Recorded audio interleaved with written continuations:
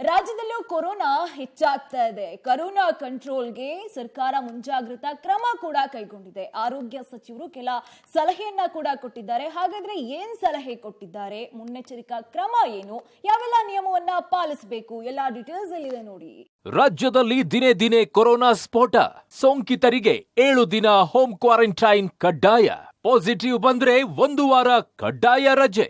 ರಾಜ್ಯಕ್ಕೆ ಕೊರೋನಾದ ರೂಪಾಂತರಿ ತಳಿ JN1 virus entry ಕೊಟ್ಟಿದೆ. ರೂಪಾಂತರಿ ವೈರಸ್ನ ಹರಡುವಿಕೆಗೆ ಸರ್ಕಾರಕ್ಕೂ ಕೂಡ ಆತಂಕ ತಂದೊಡ್ಡಿದೆ. ಮುಂಜಾಗ್ರತಾ ಕ್ರಮಕ್ಕೆ ಮುಂದಾಗಿರೋ ಸರ್ಕಾರ ಯಾವುದೇ ಮಾರ್ಗಸೂಚಿ ಪ್ರಕಟಿಸದಿದ್ರೂ ಸಲಹಾ ರೂಪದಲ್ಲಿ 10 ಹಲವು ನಿರ್ಬಂಧವನ್ನ ಹೇರಿದೆ. ಇಂದು ಕೊರೋನಾ ಸಂಬಂಧ ಸಂಪುಟ ಸಮಿತಿ ಸಭೆ ನಡೆಸಿದ ಆರೋಗ್ಯ ಮಂತ್ರಿ ದಿನೇಶ್ ಗುಂಡೂರಾವ್ ಕೋವಿಡ್ ಮುಂಜಾಗ್ರತಾ ಕ್ರಮಗಳನ್ನ ಪಾಲಿಸಿ ಅಂತ ಮನವಿ ಮಾಡಿದ್ದಾರೆ. ವ್ಯಕ್ತಿಗೆ ಪಾಸಿಟಿವ್ ಕಂಡು ಬಂದ್ರೆ 7 ದಿನ ಕಡ್ಡಾಯ ಕ್ವಾರಂಟೈನ್ ಆಗಬೇಕು ಮತ್ತು ಪಾಸಿಟಿವ್ ಆದ ವ್ಯಕ್ತಿಯ ಉದ್ಯೋಗಿ ಆಗಿದ್ರೆ ಖಾಸಗಿ ಕಂಪನಿ ಆಗಲಿ ಸರ್ಕಾರಿ ಕೆಲಸ ಆಗಲಿ ವಾರಗಳ ಕಾಲ ರಜೆ ನೀಡಬೇಕು ಅಂತ ಆರೋಗ್ಯ ಸಚಿವರು ಸೂಚಿಸಿದರು. ಎಲ್ಲ ನಮ್ಮ ಗೌರ್ಮೆಂಟ್ ಮತ್ತು ನಾನ್ ಗೌರ್ಮೆಂಟ್ ಯಾರೇ ಆ ಸಂದರ್ಭದಲ್ಲಿ ಕೋವಿಡ್ ಇಂದ 1 ವಾರ 8-9 ದಿವಸ ಅವರು ಕೆಲಸಕ್ಕೆ ಹೋಗದೆ ಹೋದ್ರೆ ಅವ್ರಿಗೆ ಕ್ಯಾಶುವಲ್ ಲೀವ್ ಅನ್ನ ಕಡ್ಡಾಯವಾಗಿ ಕೊಡಬೇಕು ಅಂತ ಒಂದು ಮಾರ್ಗಸೂಚಿಯನ್ನು ನಾವು ಬಿಡುಗಡೆ ಮಾಡ್ತೀವಿ. ಯಾಕಂದ್ರೆ ಅವ್ರಿಗೆ ಅದು they should be allowed home isolation official ಆಗಿ ಅವ್ರಿಗೆ ಅಲೋ ಆಗಬೇಕು.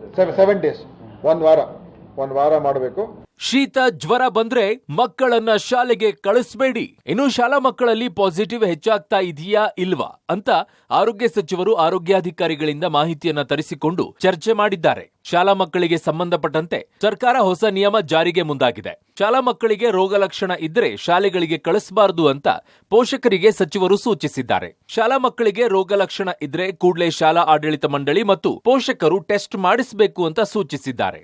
ನಮ್ಮ ಎಲ್ಲ ಮಕ್ಕಳಿಗೆ, ಶಾಲೆ ಮಕ್ಕಳಿಗೆ ಯಾರಿಗಾದ್ರೂ ಸಿಂಪ್ಟಮ್ಸ್ ಇದ್ರೆ, ಯಾರಾದ್ರೂ ಅವ್ರಿಗೆ ನೆಗಡಿ ಜ್ವರ ಏನೇ ಇದ್ರು ಕೂಡ ದಯವಿಟ್ಟು ಅವ್ರನ್ನ ನೀವು ಮನೇಲೆ ಇಡ್ಸ್ಕೊಳ್ಳಿ. ಶಾಲೆಗೆ ಅವ್ರನ್ನ ಕಳಿಸ್ಬೇಡಿ. ಅವ್ರನ್ನ ವಾಚ್ ಮಾಡಿ, ಅವ್ರನ್ನ ಬೇಕಾದ್ರೆ ನೀವು ಟೆಸ್ಟ್ ಕೂಡ ಮಾಡಿಸ್ಕೋಬಹುದು, ಕೋವಿಡ್ ಟೆಸ್ಟ್ ಮಾಡಿ. ಬಟ್ ಎಲ್ಲ ಶಾಲೆ ಮಕ್ಕಳನ್ನ ನೀವು ಶಾಲೆ ಕಳಿಸ್ಬೇಡಿ.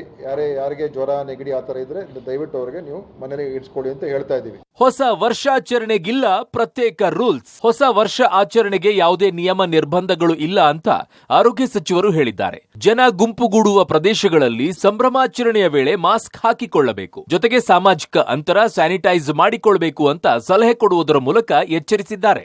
ಹೊಸ ವರ್ಷಕ್ಕೆ ಯಾವುದೇ ರೀತಿಯ ನಾವು ನಿರ್ಬಂಧನೆಗಳಾಗ್ತಾ ಇಲ್ಲ. ಹೆಚ್ಚು ಜನ ಇರುವಂತಹ ಪ್ರದೇಶಗಳಿಗೆ ಹೋದಾಗ ಅಲ್ಲಿ ನೀವು ಮಾಸ್ಕ್ಗಳು ಹಾಕೊಂಡು ಕೋವಿಡ್ ಅಪ್ರೋಪ್ರಿಯೇಟ್ ಬಿಹೇವಿಯರ್ ಅನ್ನು ಫಾಲೋ ಮಾಡಿ. ಕೊರೋನಾ ಹೆಚ್ಚಳ ಹಿನ್ನೆಲೆಯಲ್ಲಿ ಮತ್ತೆ ಕೋವಿಡ್ ವ್ಯಾಕ್ಸಿನ್ ಖರೀದಿಗೂ ರಾಜ್ಯ ಸರ್ಕಾರ ಮುಂದಾಗಿದೆ. ಕೇಂದ್ರ ಸರ್ಕಾರದಿಂದ 30,000 ಫ್ಲೂ ವ್ಯಾಕ್ಸಿನ್ ಖರೀದಿಗೆ ನಿರ್ಧರಿಸಲಾಗಿದೆ. ಬೂಸ್ಟರ್ ಡೋಸ್ ತೆಗೆದುಕೊಳ್ಳದವರಿಗೆ ಪ್ರಿಕಾಷನ್ ವ್ಯಾಕ್ಸಿನ್ ಕೊಡಲು ಸರ್ಕಾರ ಮುಂದಾಗಿದೆ. ರವೀಶ್ ಜೊತೆಗೆ ಲೋಕೇಶ್ ಕೊಡಗದಾಲ, ಪಬ್ಲಿಕ್ ಟಿವಿ, ಬೆಂಗಳೂರು.